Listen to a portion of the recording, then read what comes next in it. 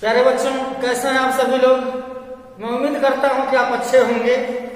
आइए कक्षा 10वीं गणित एनसीईआरटी पृष्ठीय क्षेत्रफल और आयतन के अंतर्गत शंकु, एक आकृति है शंकु, इसके आयतन, वक्र पृष्ठ और संपूर्ण पृष्ठ के विषय में अध्ययन करते हैं। प्रीवियस वीडियो में घनाभ का आयतन, घनाभ का पृष्ठ, घन का आयतन, घन का पृष्ठ और बेलन का आयतन, बेलन का वक्र पृष्ठ और बेलन के संपूर्ण पृष्ठ का अध्ययन हम लोग कर चुके हैं। आवश्यक सूत्र को भी देख लिए थे। आइए शंकु की बात करते हैं।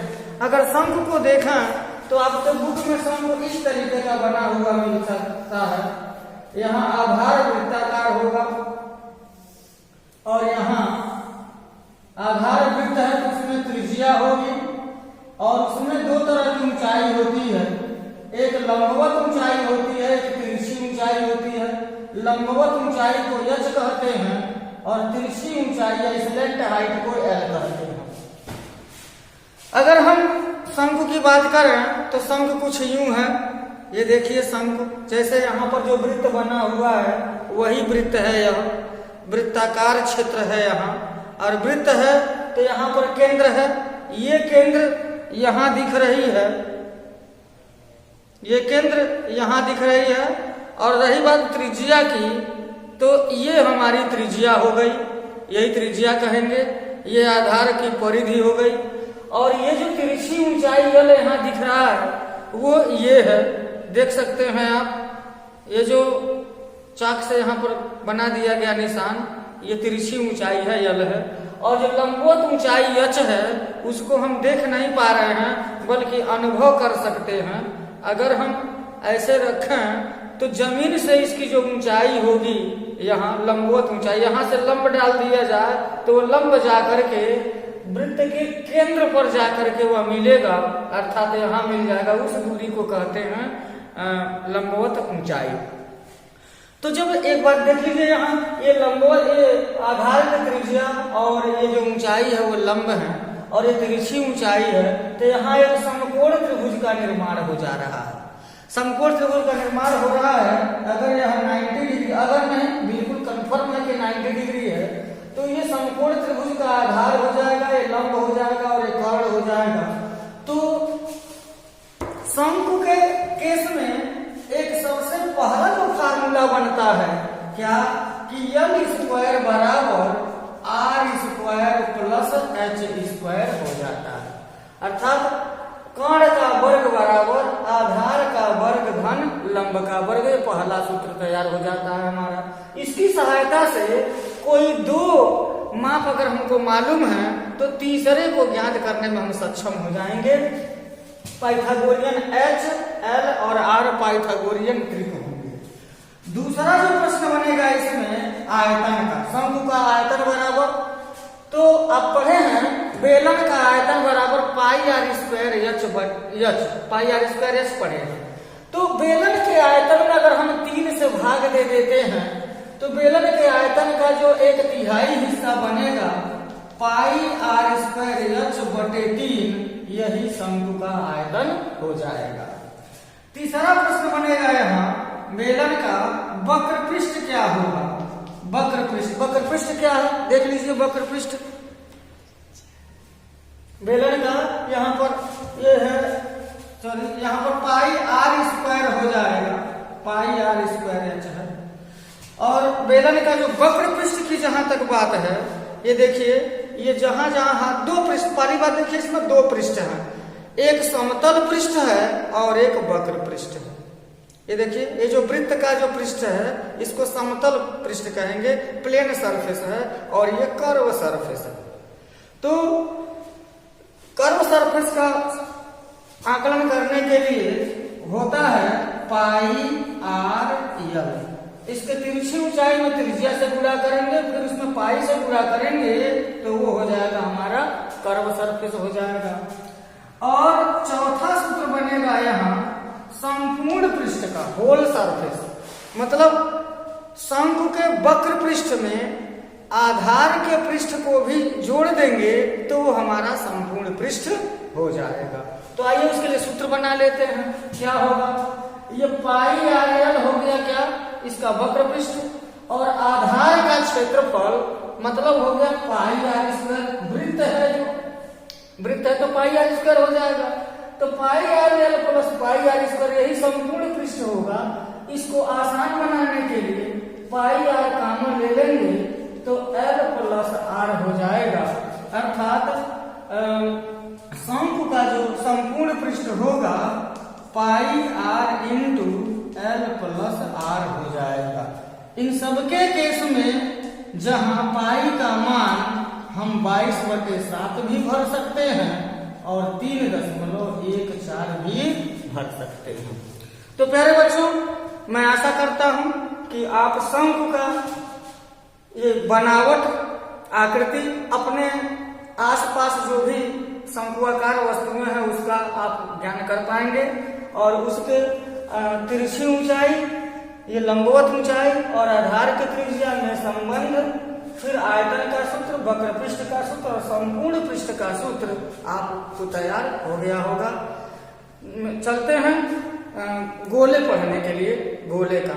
आइए देखते हैं। यहाँ सबसे पहले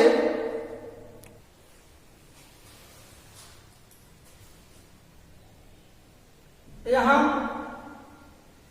गोले का चित्र अगर हम बनाए तो इस तरह का बनेगा। ध्यान दीजिए, ये वृत्त जैसे दिख रहा है लेकिन वृत्त है नहीं। वृत्त 2 डायमेंशनल फिगर है, द्विविमीय है, लेकिन गोला त्रिविमीय आकृति है। जैसे हम फुटबॉल खेलते हैं, गेंद खेलते हैं, वही है। ये देखिए, ये रहा हमारा गोला, गोला है। इसी गोले को यहाँ पर बनाया गया है। जैसा है वैसा वहां पर तो नहीं बन पाएगा क्योंकि ये 3D में है और फिगर वहां पर 2D में बना है। तब देखिए, यहाँ बीच में केंद्र होता है और इसकी त्रिज्या होती है r। यहाँ पर देखिए केंद्र तो हम नहीं देख पाएंगे क्योंकि इसके भीतर होगा, और त्रिज्या भी नहीं देख पाएंगे, लेकिन इतना तय है कि ये देखिए, अगर ऐसे हम खींच देते हैं यहाँ, तो इन दोनों उंगलियों के बीच में जो दूरी आएगी वो व्यास होगी, और व्यास का जो आधा होगा वही इसकी त्रिज्या हो जाएगी। ऐसे हम नाप सकते हैं। वर्नियर कैलिपर्स पढ़े होंगे आप, ऐसे है। ये इसका व्यास है, देखिए ये इसका व्यास है, व्यास, और व्यास का आधा त्रिज्या हो जाएगा। तो इसमें गोले में भी, गोले का जो प्रश्न आता है, सबसे पहले आयतन पर प्रश्न आता है। तो गोले का जो आयतन है वो होता है 4 पाई आर क्यूब बाई 3 होता है। ऐसे 4/3 पाई आर क्यूब। गोले का आयतन बराबर 4/3 पाई आर क्यूब हो जाएगा, घन मात्रक में हो जाएगा, क्योंकि ये तुमको मालूम है आयतन की इकाई घन होती है। फिर इसमें पृष्ठ की बात है। अब ध्यान दीजिए, अगर वह ठोस गोला है और पूर्ण गोला है, अर्धगोला भी होता है, अर्धगोले पर अभी देखा जाएगा, ये पूर्ण गोला है तो इसमें एक ही पृष्ठ होता है और उसको कहते हैं वक्र पृष्ठ। वक्र पृष्ठ, कर्व सरफेस। ये जहां जहां हाथ जा रहा है वो सब क्या है, वक्र पृष्ठ, हम उसको टच कर रहे हैं। समतल पृष्ठ इसमें नहीं है, गोले में केवल एक पृष्ठ है और वो है वक्र पृष्ठ। तो यहाँ पर न मैं कर्व लिख रहा हूं न संपूर्ण लिख रहा हूं, कुछ नहीं लिखेंगे, सिर्फ पृष्ठ लिखेंगे। तो पृष्ठ होता है 4 पाई आर स्क्वायर वर्ग मात्रक। ये गोले का पृष्ठ बराबर 4 पाई आर स्क्वायर वर्ग मात्रक हो जाएगा। तो 2 ही सूत्र हैं यहाँ गोले पर, मात्र 2 ही सूत्र हैं, एक आयतन का और एक पृष्ठ का। हाँ, अर्धगोले के विषय में भी प्रश्न में आता है, परीक्षा में प्रश्न आते हैं, उनको भी हम लोग देख लेते हैं। तो अर्धगोले में बस यही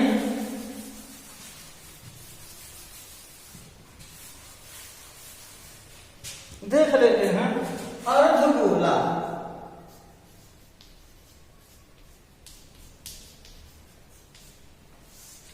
सेमी स्फीयर,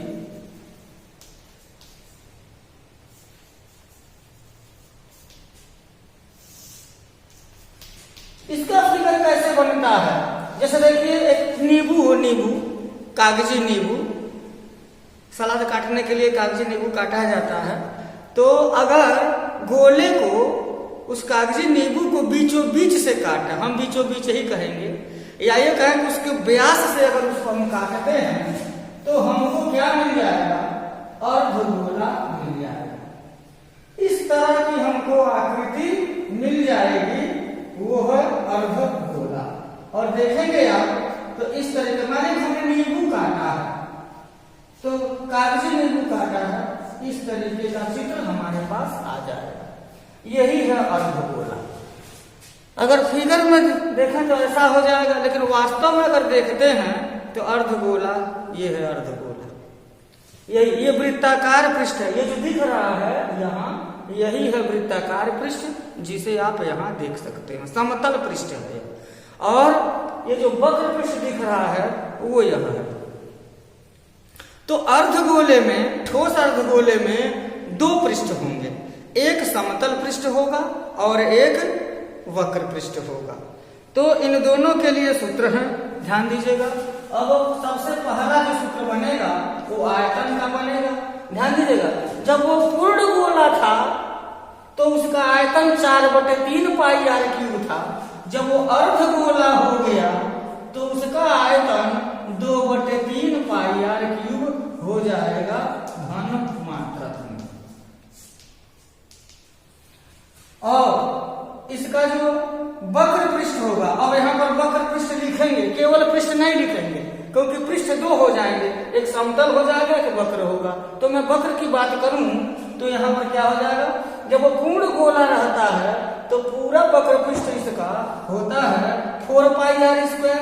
लेकिन जब वो अर्धगोला हो गया तो उसका जो वक्र पृष्ठ हो जाएगा 2 पाई r² वर्ग मात्रक हो जाएगा।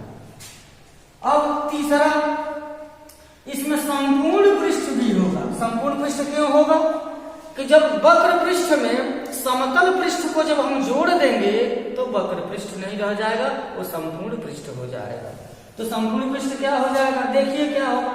अब ये जो वक्र पृष्ठ है वो होगा 2 पाई r², और जो हमारा समतल पृष्ठ है, वो जो समतल पृष्ठ है वो क्या हो जाएगा?